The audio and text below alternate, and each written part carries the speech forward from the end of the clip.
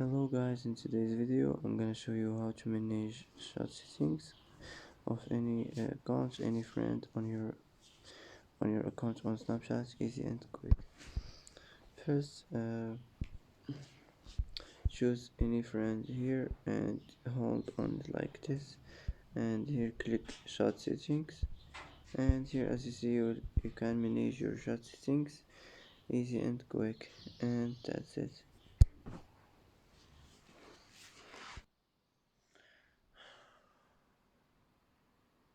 And that's it for today's video. If you like this video, don't forget to like and don't forget to subscribe.